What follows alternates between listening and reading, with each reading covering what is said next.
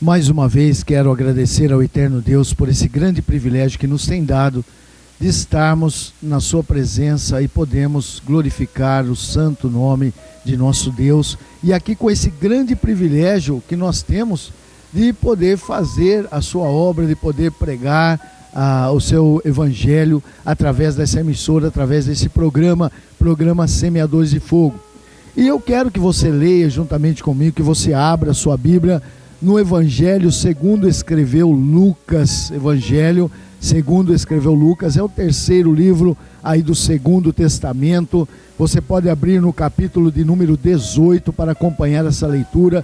Pega a sua Bíblia, acompanhe essa leitura, capítulo 18 de Lucas, dos versículos 31 até o versículo de número 34. Você pode acompanhar comigo. Eu tenho certeza que o Eterno Deus tem algo para a sua vida, o Eterno Deus tem algo para você, o Eterno Deus vai falar contigo nesta hora. Eu creio dessa maneira, e você preste bem atenção na leitura para que nós possamos meditar um pouco na santa palavra de Deus, porque esse privilégio é muito grande de estarmos aqui, privilégio que o Senhor me tem dado.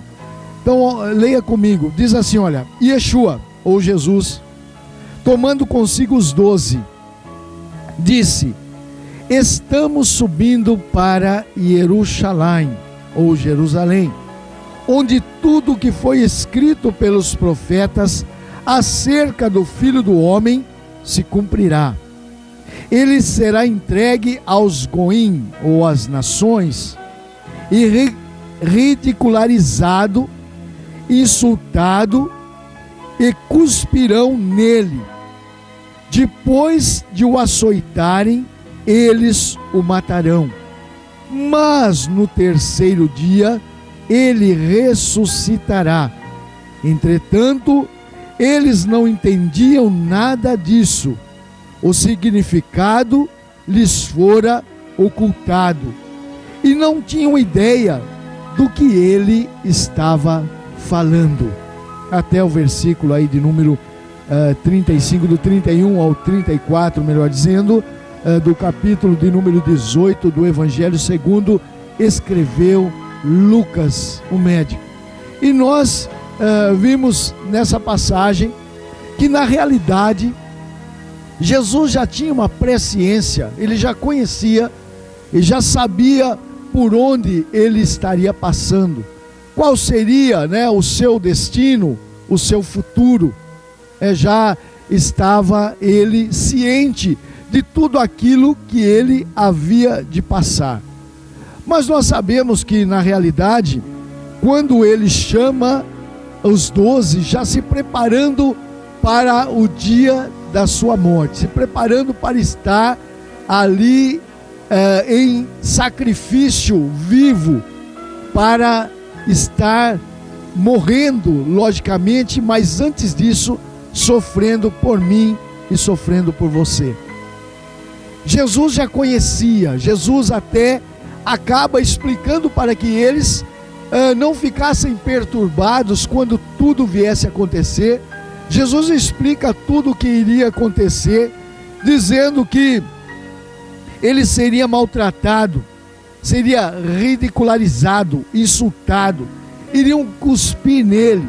E até hoje, nós sabemos que cuspir em alguém, é uma forma de desprezo, é uma forma nojenta, quando nós vemos algo nojento, a saliva em nossa boca, as glândulas salivares, elas passam a produzir saliva e nós acabamos cuspindo. Por quê? Porque nós estamos diante de algo nojento, algo ruim. Então precisamos cuspir aquilo, porque parece que o cheiro que nós vemos, ou até mesmo a visão que nós temos, passa a ter um gosto ruim em nossa boca e nós precisamos cuspir. Então cuspir em alguém seria desprezar, seria deixar como insignificante aquilo que está sendo cuspido. E Jesus disse: olha, cuspirão em mim, estarão cuspindo em mim, e ainda não somente isso, vão me açoitar, e também, por fim, eles vão me matar. Serei entregue às nações, serei entregue aos povos, aqueles que não eram judeus, que logicamente nós sabemos, muitos culpam os judeus pela morte de Jesus Cristo, né? E só culpam os judeus pela morte de Jesus, mas nós sabemos que quem imperava na época eram os romanos, né? Eram hoje os italianos, né? Mas para a época eram os romanos que imperavam, que dominavam, que davam a sentença, inclusive a sentença de morte, não somente ali em Israel, como em todo o território aonde os romanos, eles ali dominavam, não somente na Europa, mas na África e na Ásia. Sob todo o domínio, a sentença era feita por eles, o julgamento e a sentença era dada pelos seus comandantes, né, pelos seus governadores, que em cada província, em cada local tinha, assim como tinha também ali em Jerusalém, na capital de Israel, havia também o comandante, na época, Pilatos. Então ele diz, olha, eles me açoitarão. E logicamente, posteriormente a isso, nós vemos uma situação onde Jesus, ele vai pedir ao Pai, né? Ele chega a pedir, até pedir para que passasse dele aquele sofrimento, mas contudo, que ainda não fosse feita a sua vontade, mas fosse feita a vontade do Pai. Por quê? Porque Jesus Cristo veio pelo amor.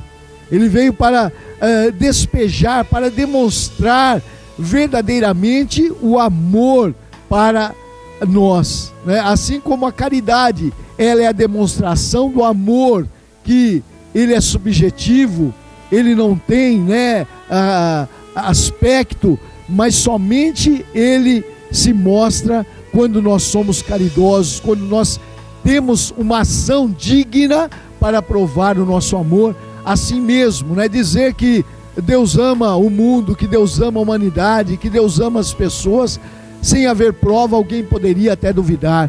Mas João, o outro evangelista, e o quarto aqui na sequência da Bíblia Sagrada, no segundo Testamento, nós vemos que então João diz que Deus amou o mundo de tal maneira, de uma tal maneira, que ele demonstra esse amor enviando o seu único filho para morrer na cruz do Calvário por mim e morrer por você.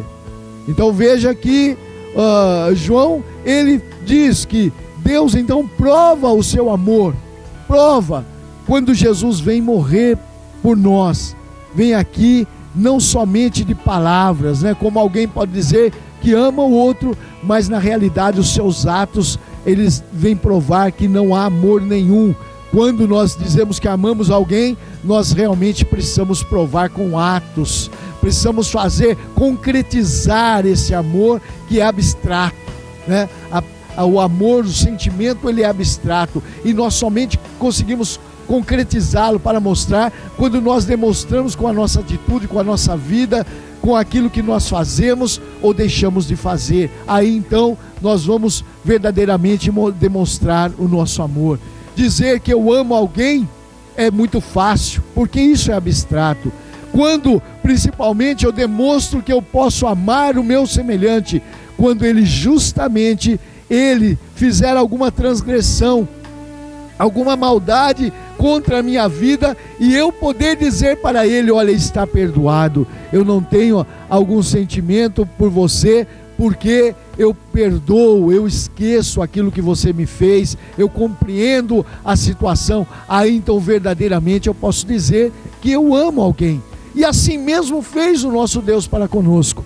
Veja que Jesus sabia, Jesus revela, muito embora eles não entenderam, eles não entendiam o que ele queria dizer, ser entregue para os povos, para as nações que não eram judaicas, para morrer, para ser ali vituperado, para passar por toda aquela consequência que ele passou. Eles na hora não tinham esse entendimento, eles não conseguiam compreender o que Jesus falava. Nós hoje, lógico, nós temos os relatos dos apóstolos que deixaram escritos para nós, então nós podemos entender hoje o que Jesus passou, porque nós sabemos antes e sabemos o depois. Eles não tinham o depois, eles só tinham o momento, né? Eles tinham o anterior, que eram os profetas que haviam escrito, e agora Jesus dizendo, olha, para que se cumprisse tudo aquilo que os profetas falaram de mim, eu então vou ter que passar por todas essas provações ou privações, né? Que ele veio a passar por mim e por você, né? Para que nós pudéssemos ter uma razão de vida, para que nós pudéssemos ter uma esperança de salvação, para que nós pudéssemos estar verdadeiramente ligados com o nosso Deus, ou melhor dizendo, religados, né? Porque a palavra religião, ela quer dizer religar, algo que não estava mais ligado, que foi um dia, mas que agora precisou ser religado. Então, isso é a religião, é a religação nossa para com o nosso Deus. Às vezes as pessoas confundem, achando que religião, né, são os nomes das igrejas que existem. Não, religião é a religação, é religar, vem, né, da palavra latina religare, que é religar. E religar é o quê? Religar nós com o nosso próprio Deus. Jesus veio fazer esse elo. O homem andava, a humanidade, melhor dizendo, ela andava separada, ela andava distinta, ela andava longe dos caminhos que o Senhor havia projetado para ela. E aí então precisou que viesse Jesus, o sumo pastor, para arrebanhar as ovelhas que estavam dispersas, para trazer de volta ao aprisco aquela ovelha fugitiva, aquela ovelha rebelde, aquela ovelha que não queria saber de obedecer ao seu pastor. Jesus então vem ao nosso encontro, primeiro morrendo por nós, sofrendo por nós, nascendo aqui nesse mundo, sendo preparado, né, para nascer e para ser ungido, né, o Cristo ungido, o Messias ou Mashiach, né, que veio para trazer a religação entre o homem. Por isso, o homem e o nosso eterno Deus, né? Por isso então Jesus é o intercessor, Jesus é o mediador. Não existe outro mediador, nos diz a palavra de Deus, a não ser pela pessoa de Jesus Cristo. Quer dizer, para chegarmos ao nosso Deus, sem Jesus nós não chegamos, nós erramos o alvo, né? Jesus é o nosso alvo, é o nosso caminho a ser seguido. Então, na realidade, nós precisamos de estar, né, caminhando em direção a Jesus para podermos chegar a Deus, senão nunca nós chegaremos até a presença do nosso Deus. E isso é maravilhoso. Maravilhoso por quê? Porque Jesus nos amou também. Jesus demonstrou o seu amor para conosco, não somente o nosso Senhor, porque a prova estaria ali na sua oração, que Ele poderia estar nos abandonando, mesmo sabendo de tudo aquilo que Ele iria passar, mesmo sabendo de todos os sofrimentos e as aflições que Ele iria passar. Ele, ao orar, Ele disse: Senhor, passa de mim esse cálice, mas contudo não seja feita a minha, mas a tua vontade. Quer dizer, Ele disse: Senhor, será que não tem outro meio? Será que não tem outra situação para que nós possamos dar um outro jeito na humanidade? Mas se não tiver, eis-me aqui. Então Ele demonstra o seu amor, e o Senhor também demonstra o seu amor para conosco, em que Cristo Jesus morreu para nos salvar. Ainda a Bíblia diz: sendo nós ainda pecadores. Quer dizer, estando nós no estado de pecado, de desobediência, ainda o Senhor quis nos salvar. O Senhor nos chamou para a salvação. O Senhor nos deu a garantia da salvação, estando nós dispersos. Não foi nós que estamos, né, querendo voltar para o aprisco, não. Foi Jesus que veio morrer e preparar todo esse caminho para que agora, nos nossos dias que não temos mais Jesus, que Ele teve um tempo determinado para estar aqui, até mesmo de carne e osso, como qualquer humano, como qualquer ser humano, nasceu de uma mulher, não de um homem, mas nasceu de uma mulher.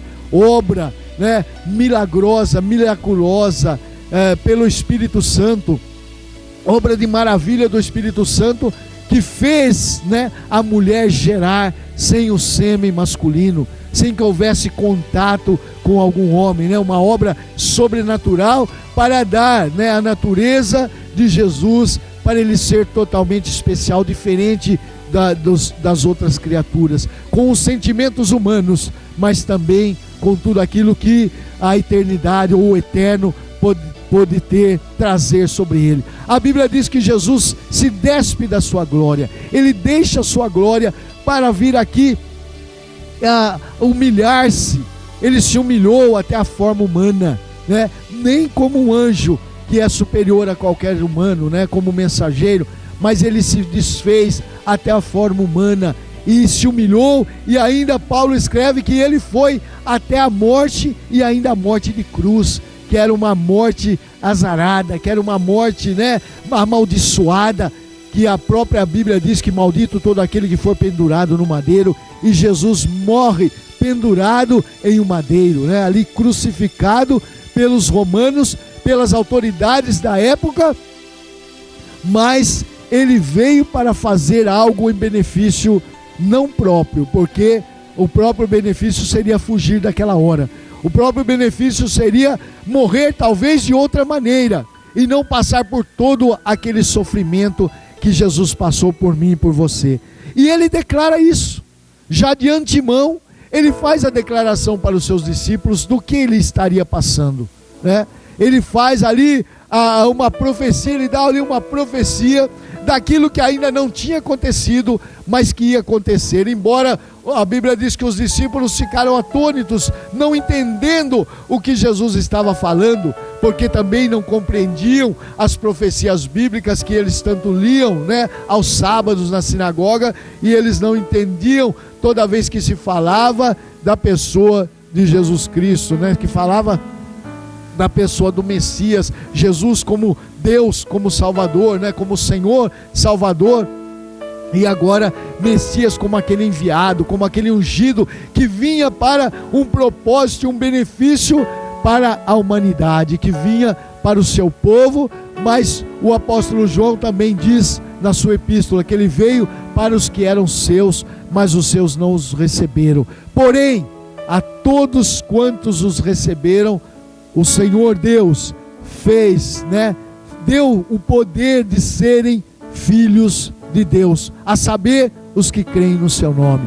Então, nós que cremos, nós que temos aceitado Jesus como Salvador de nossas vidas, nós que estamos na direção do Senhor, temos a certeza que o Senhor Jesus, Ele é maravilhoso para conosco. Ele fez uma obra que não poderia ser feita por ninguém, somente Ele poderia fazer a obra em que estava proposto para ser feito, e Ele então veio. Poderia desistir no final da sua carreira, né, porque muitos ali zombariam dele quando ele estivesse sobre a cruz, e tudo isso ele sabia. Quando ele estivesse ali pendurado, ele sabia, mais a humanidade, a salvação da alma, das nossas almas, né, para não perecer na eternidade. Jesus veio para nos dar vida, e ainda a palavra de Deus diz que Ele veio para nos dar vida, e essa vida é vida em abundância. Por que vida em abundância? Porque agora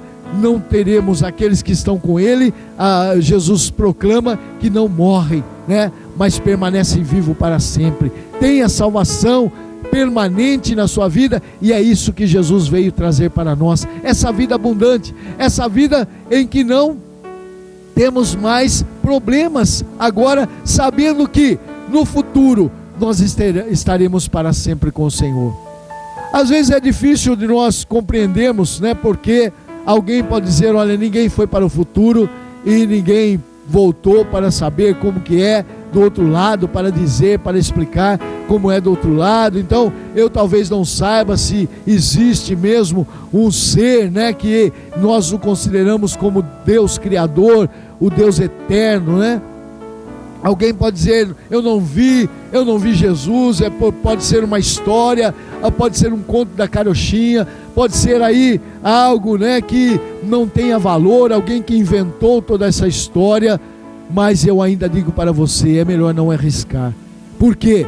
Porque as pessoas se vão.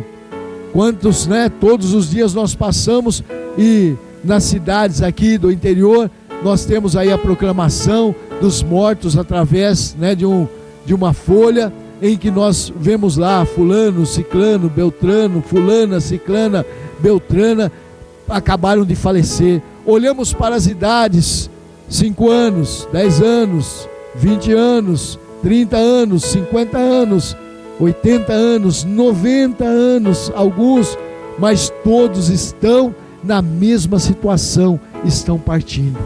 E como não voltaram, eu acho que é melhor não arriscar.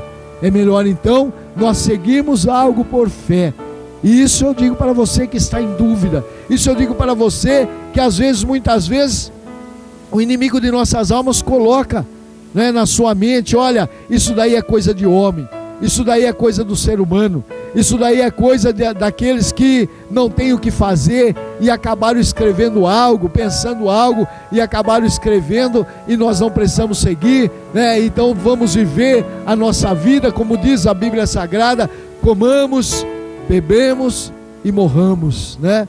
Então, e aí estará o fim. Sim, podemos viver dessa maneira, podemos viver, mas se lá no futuro, né, se depois da nossa morte as coisas forem como está escrito, nós então não teremos mais nenhuma chance, nenhuma oportunidade. A Bíblia Sagrada, em toda a Bíblia, tanto no Primeiro Testamento como no Segundo Testamento, não traz uma solução para depois da morte. Ela traz uma solução até a morte, até a hora da morte. Por isso, aquele ladrão próximo, né, que estava ao lado de Jesus, próximo da sua morte, pôde receber uma mensagem da parte do nosso Senhor, dizendo: hoje mesmo tu estarás comigo no paraíso. Quando ele reconhece o seu erro, quando ele pede para Jesus que se lembre dele quando entrasse no seu reino, e ele dá uma promessa: hoje mesmo você estará comigo no paraíso. Então não dá, a Bíblia Sagrada não temos uma chance, uma oportunidade de ir em outra vida, né? Nós temos a salvação, adquirimos a salvação. Por isso Jesus precisou vir aqui, precisou, como ele disse, sofrer por nós, né? Para ver se haveria desistência da sua parte, porque era fácil se alguém chegasse e enfiasse somente uma espada, uma lança, né? Naquela época, enfiasse no seu coração, rapidinho Jesus, ele estaria morrendo como qualquer um, poderia morrer pelo esgotamento de sangue. Mas a Bíblia nos diz que somente a espada daquele soldado romano entrou em Jesus após a sua morte. Mas antes ele sofreu, ele foi cuspido, fizeram uma coroa de espinho para ele, chicotearam ele, né, até tirar pedaços de sua carne com aquele azorrague, com aquela forma de chicotes que eram com ossos e pedras nas suas pontas, né? E assim fizeram com Jesus. Por quê? Porque a esperança era que ele desistisse, a esperança era que ele falasse: olha, não está acontecendo nada disso e eu vou desistir daqui. Então veio todo aquele sofrimento sobre ele, mas ele resistiu, ele pôde estar aqui. E como eu disse, nós não vemos esperança após a morte. Após a morte não temos esperança, mas em Cristo Jesus, enquanto há vida, há esperança. A Bíblia nos dá esperança até na hora da morte. Posterior a isso, não encontramos mais nada. Então, meu amigo, minha amiga, faça a sua decisão hoje. Meu amigo e minha amiga, né? Aceite Jesus, se você ainda não aceitou, como único, suficiente Salvador. Receba Ele no seu coração, pela obra que Ele fez por você na cruz do Calvário, para trazer você a salvação. Meu amigo, minha amiga, volte para Jesus. Se você está caminhando em algo diferente, volte para Jesus, esteja com Jesus, né? Retorne aos caminhos do Senhor. Ainda hoje nós estaremos orando no final dessa programação, e você pode estar fazendo essa decisão. Não perca a hora. Hoje é dia aceitável, dia de salvação. Amém. Agora que você já ouviu a mensagem da palavra de Deus,